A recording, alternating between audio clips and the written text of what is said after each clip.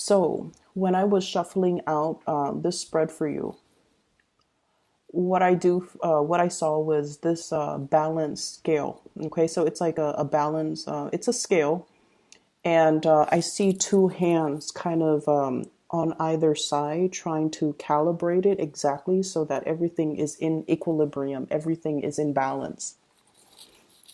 And so that's what I saw.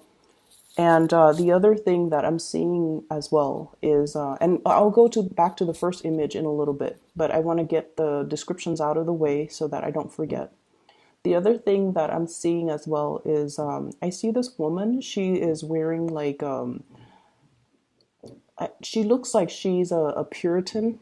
Like it looks very Wild West, almost like Oregon Trail looking landscape. Okay, so there are mountains in the background. It's nighttime, and she's wearing a bonnet, and she has a bonfire going, and she has some meat grilling on a spit, and she's like taking her time tending to it and kind of like rolling it so then it's cooking evenly. So you know that she's spending a lot of time trying to do that, and then this man walks by and he tears a chunk out of it and he just eats it and then he walks away without even, a thank you, without even offering anything to her, and and she doesn't seem upset. She just kind of looks down and then she continues to kind of turn it until it's ready. Okay.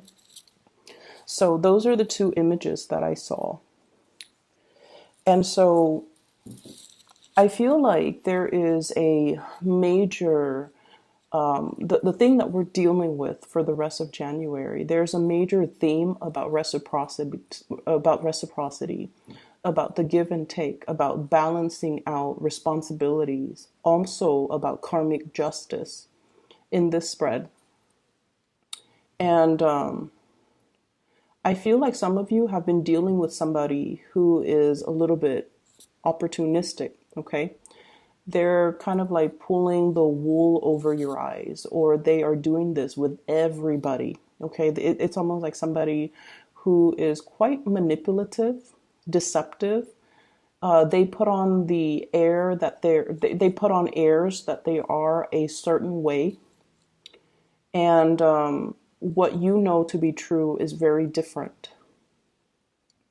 I feel like there have been instances where this person it's almost like getting warnings, okay? And I usually believe that whenever the universe has a message for us, messages comes in three, messengers come in three, and if we ignore it, the signs get bigger and louder and more recognizable and more difficult to ignore.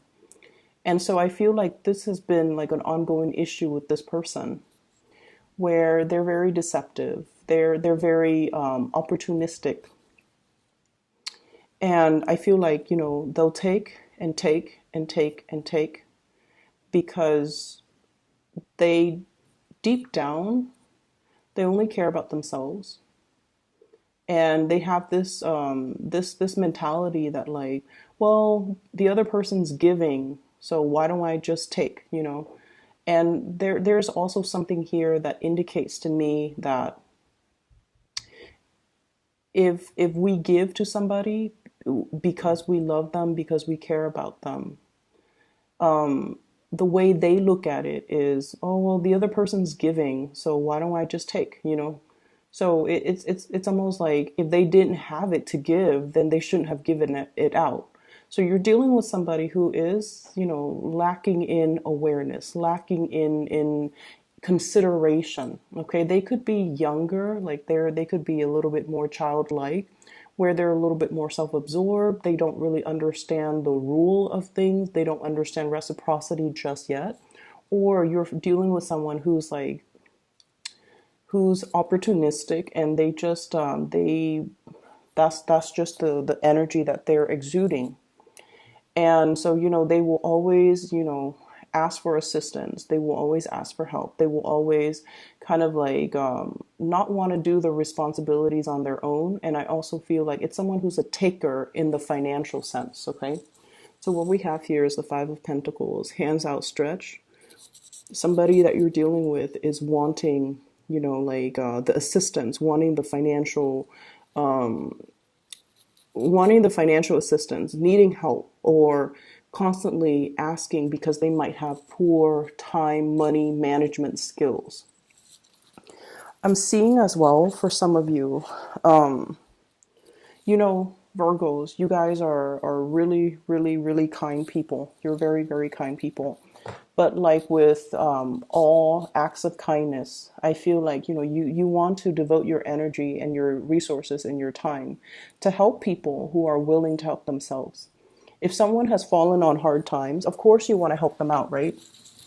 And then you hope that, not because you want anything in return, but you hope that, oh, they're dealing with a bump in the road. So if I help them, they're going to overcome it and then they'll be okay. And then there are people where they make really bad decisions over and over and over and over again, and they don't learn. And you feel like if I help them, they're never going to be able to help themselves. They're never going to be able to, learn responsibility. So I feel like some of you have been dealing with this and you're coming to the realization that the other person's taking me for a ride. And if I keep helping them, it doesn't teach them responsibility. In fact, it's enabling this type of behavior. So I'm going to put a stop to it. So you have somebody here that's like, woe is me, okay? Three of Swords. It's not my fault. It's somebody else's fault. It's almost like, can't you see what's happening to me? And it's lacking in the ability to take on responsibility, to accept our responsibilities, to accept that we somehow contributed to this situation and we're here now, but we don't accept responsibilities and we cast the blame on other people. So I feel like you're kind of stealing up, or you are trying to show somebody, some tough love. You're trying to let somebody learn their karmic lesson. Okay, this is not about spite. This is not about vindictiveness. This is not about turning our back on a person that needs help. This is more about dealing with someone specifically where they're not really seeing or taking ownership of their actions, and over and over and over and over again, they're not able to connect that, you know what, I created these problems, I'm going to have to fix it. So I feel this energy here about you detaching yourself, about you telling the other person, I can no longer help you. However, I have these resources or these people that you can get assistance from. Or, if you want something, you have to work for it. Okay. So for those of you who are dealing with this in children, somebody wants somebody cuts corners. I feel somebody cuts corners. They want the easy way out. They don't want to, learn delay gratification and self-discipline and, work hard so that you can be proud of your work. They just want to cut corners. And I feel like you're kind of telling them in very, few words, like, if you want to get money for that, you have to work for it. Okay. So I feel like you're kind of drawing the line, and you're being very firm with another person. I also feel as well for some of you, this honestly, I don't feel a lot of children. I feel like it's somebody who's an adult. Okay. It's somebody who is like over the age of 18. It's almost like from your perspective, you feel like they should know better. And you're sympathetic. I feel like you care about this person. You don't have any vindictiveness or any malice or any anger towards them. You just want to tell them, the concept of karma, and you want them to really understand the value of hard work, and you want them to understand that you can cut your corners your whole life, and at the end of your life you're going to have nothing to show for it. And I feel like you just want them to understand that there are ramifications to their actions, and they're having a really hard time seeing it because I feel like they've been manipulated, and they've been doing this with a lot of people. and they've gotten away with it, because I feel like you're dealing with someone who's very slippery and very slick. Okay, like the world is there for my taking. Like someone who's very self-absorbed, very self-absorbed. In the relationship front, however, we have a different energies. I feel like some of you are in a relationship with somebody who is very careful with money. Okay, it's somebody who wants to get their money's worth. From an outsider's perspective, they might be consider calculating or too cautious with money. So, in a way, it's like somebody who others perceive to be very, like, to be a little bit more on the stingy side. But I feel like they have a lot of love to give. What we have here is the lovers. And this is like shouldering the responsibilities of the relationship. It's somebody who's very practical. It's somebody who's very grounded. I mean, like, there are two people here, and he's holding her up with his legs. Okay, so it's like he's shouldering the responsibilities. So I feel like whoever it is that you're dealing with, male or female, this is somebody that's like, honestly, at the end of your life, you want this person by your side. When you're 80 years old and you're sick and you're no longer, young and spriteful and youthful and attractive, this is still somebody that's going to love you for you. They're going to be there for you to make sure you take your medicine. Um, you know, like when we think of like a really old couple, right? And the physical attraction might or might not be still be there. And we think about, declining health and whether or not we're going to be in our best shape. This is somebody that will be there for you through thick and thin, because that's just the way they are. So I feel like you have a partner, you have somebody that will be there for you through thick and thin. And some of you are cognizant of this fact as well. They might not be like the most romantic type of a person, but they're very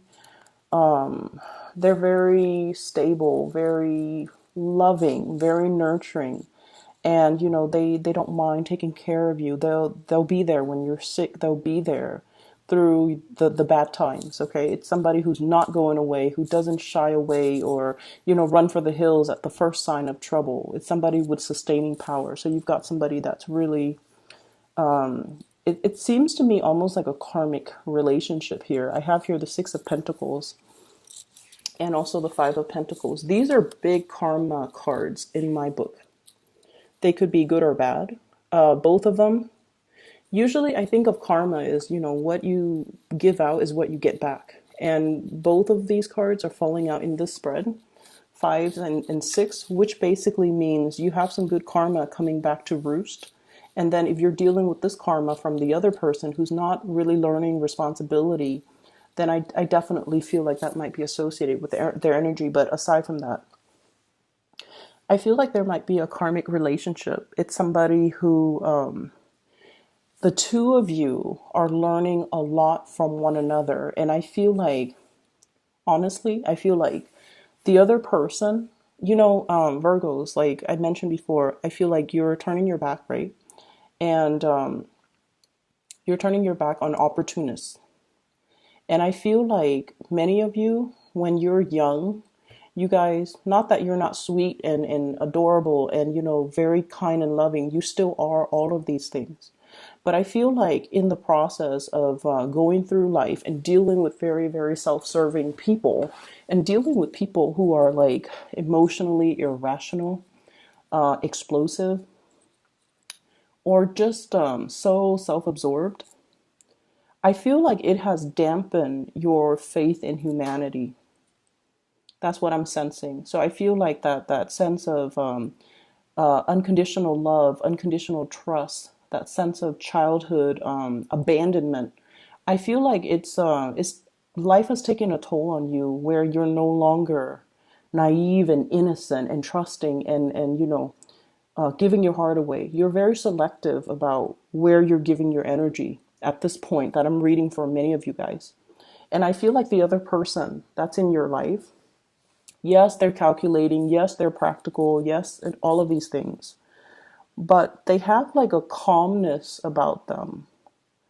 where they have a really good understanding of human character.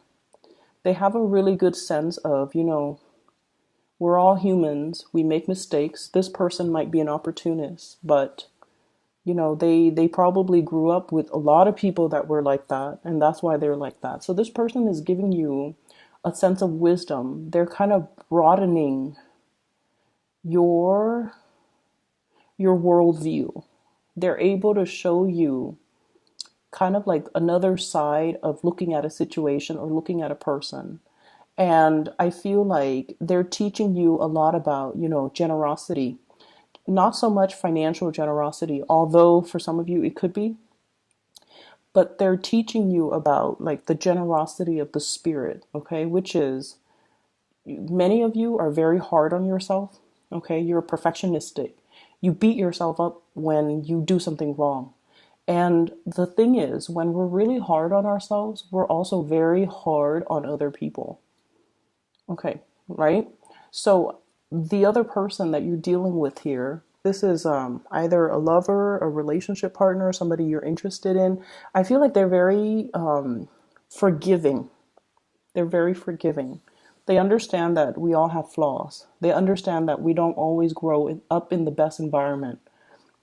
And so hate the action of the person, but don't hate the person. And they're teaching you to not be so harsh. That's what I'm seeing. They're teaching you about that, spiritual generosity. Don't be so hard on other people because it's a reflection of how hard you are on yourself. Don't be too critical of other people because you are very critical of yourself. And, accept the flaws, accept that things are not always perfect, accept that we're human. And so I feel like there is a very uplifting situation happening here where somebody is showing you a different perspective, a different side of a situation. And I feel almost like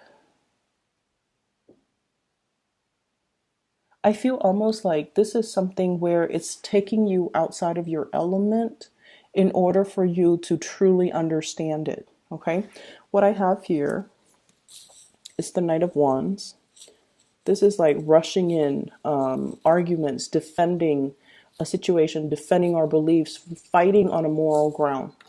So, for example, if you're holding back your generosity because the other person is just like taking advantage of it, they're not learning. And you're just like, no, I'm going to hold my ground because this is about the principle. This is not about, giving the money or being generous. This is about letting the other person kind of learn their lesson.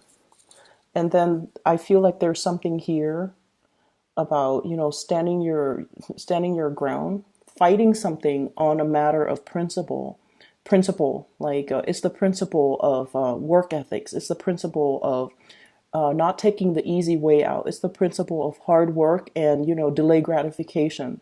These are the things that you really want the other person to understand. And I just feel like there is a paradigm shift here where it requires you to kind of step out of your element and to really understand where the other person is coming from. I have here the Queen of Wands and the Knight of Wands. I usually think of this as a family unit. And I usually think of this woman, this Queen of Wands, as somebody who's very caring, and she's also very protective, and she's also very, it's almost like that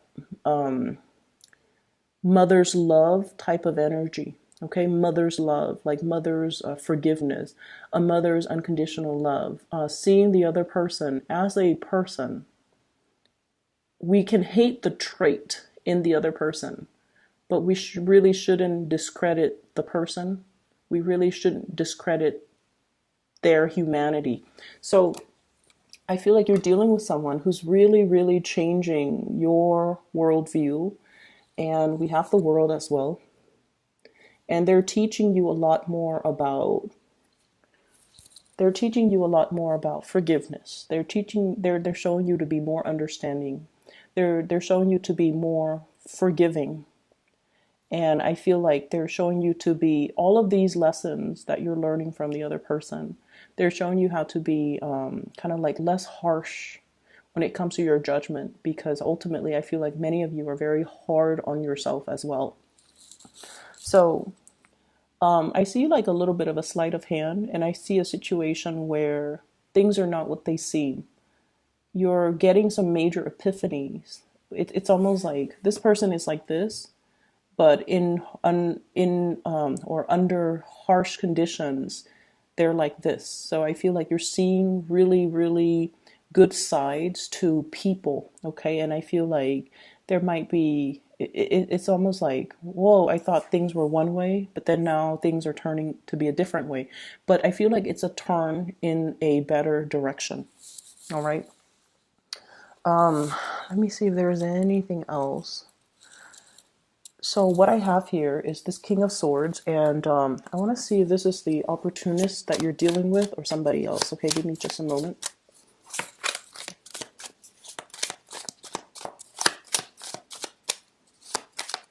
This King of Swords. So I have an air sign, Aquarius, Gemini, Libra.